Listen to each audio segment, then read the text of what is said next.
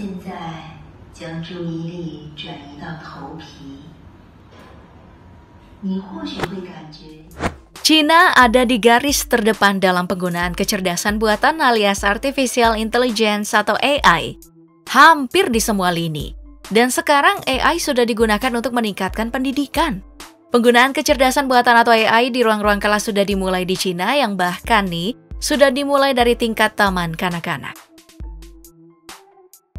Sudah ada banyak eksperimen misalnya headband atau ikat kepala berteknologi AI dan pembelajaran yang ditemani sang robot. Idealnya, dengan alat-alat ini bisa membantu guru dalam proses belajar dan data-data tentang bagaimana fokus siswa saat belajar di kelas bisa digunakan guru dalam menganalisis kebutuhan murid.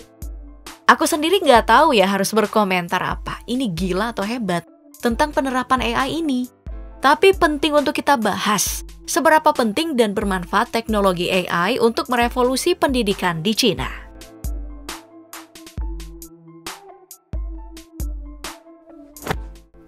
Dasar eksperimen AI di dunia pendidikan sejalan dengan rencana Cina untuk jadi yang terdepan dalam hal kecerdasan buatan di tahun 2030.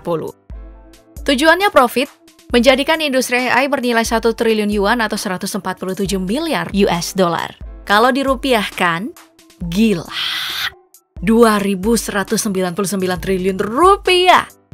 Hanya untuk sektor industri AI saja nilainya udah lebih banyak dari PDB Maroko. Jadi emang tujuannya itu adalah profit. Seperti yang aku jelasin tadi, AI nantinya akan bertumbuh ke semua sektor, mulai dari ekonomi sampai ke pendidikan. Sebagai contoh, di sektor pendidikan, Cina bekerja sama dengan perusahaan asal Amerika Serikat, BrainCo, menciptakan satu ikat kepala khusus. Seperti yang aku sebut di awal tadi, ikat kepala ini bisa mengirimkan data tentang seberapa terlibat siswa dalam pembelajaran mereka.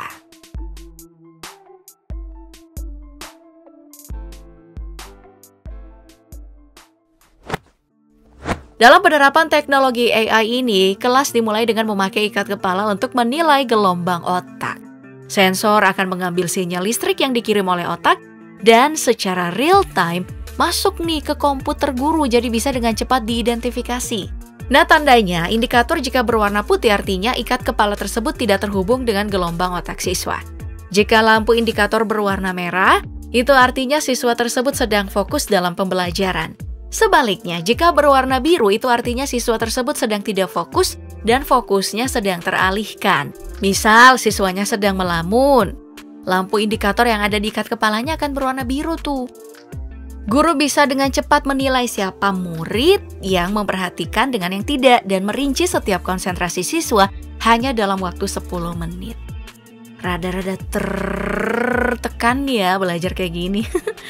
Setelah diketahui seberapa besar nilai konsentrasi siswa, guru akan menyesuaikan metode pengajaran mereka untuk memenuhi kebutuhan setiap siswa. Jadi kondisi siswa benar-benar bisa dipantau dan langsung bisa dikirimkan kepada orang tua lewat handphone. Beberapa sekolah di Cina juga dilengkapi dengan kamera. Bukan kamera biasa, ini adalah kamera AI yang punya software pengenalan wajah.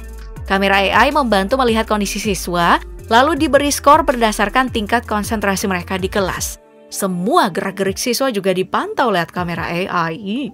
Di beberapa ruang kelas taman kanak-kanak bahkan sudah difasilitasi guru robot untuk membantu siswanya belajar.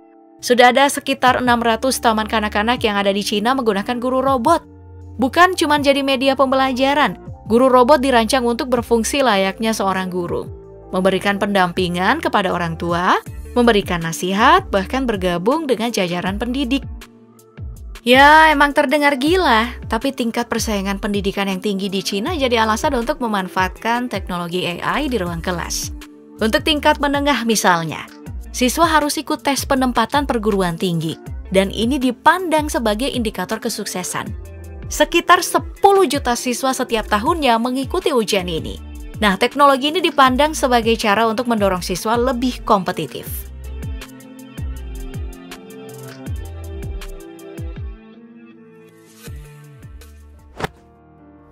Seberapa efektif teknologi AI dalam pembelajaran itu yang penting untuk kita jawab. Klaim guru nih, ikat kepala membuat siswa lebih disiplin dan penuh perhatian.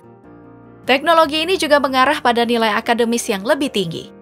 Tapi tidak berimbang kalau kita hanya menggunakan klaim guru untuk mengukur seberapa efektif teknologi AI terhadap murid. Berita yang dimuat www.technologyreview.com, seorang siswa bernama Zoe punya masalah dalam matematika. Dia tidak pernah masuk ke perguruan tinggi. Lalu ia mencoba layanan bimbingan belajar dengan AI. Hasilnya, pada akhir semester nilai ujiannya meningkat dari 50% menjadi 62,5%. 2 tahun kemudian, ia mendapat nilai 85% saat ujian sekolah terakhirnya.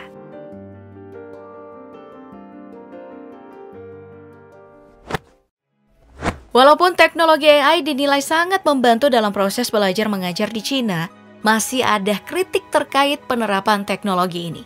Salah satu kritiknya adalah masalah privasi.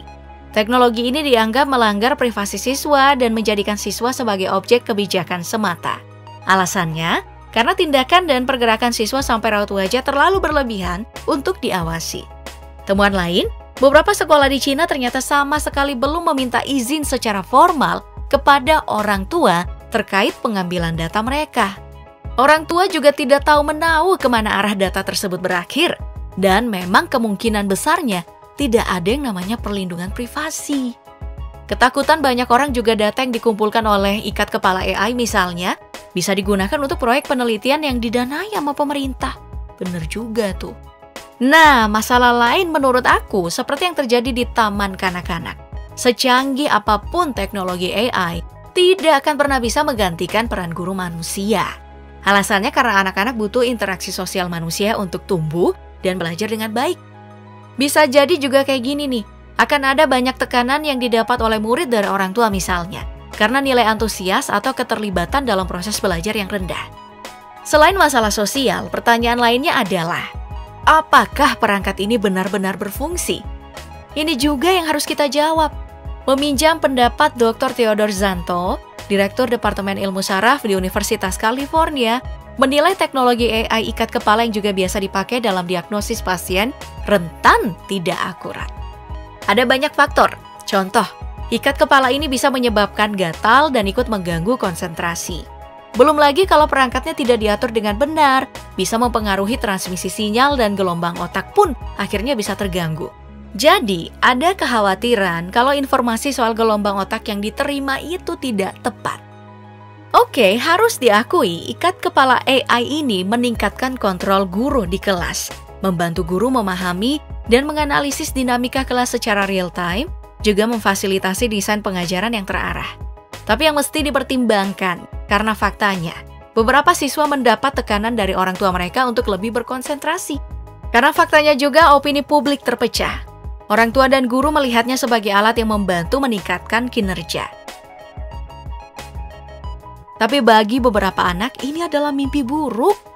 Mungkin begini ya, yang lebih penting itu adalah menyelesaikan tekanan psikologis dulu sebelum kita melangkah untuk menilai kemampuan konsentrasi anak. Betul tidak?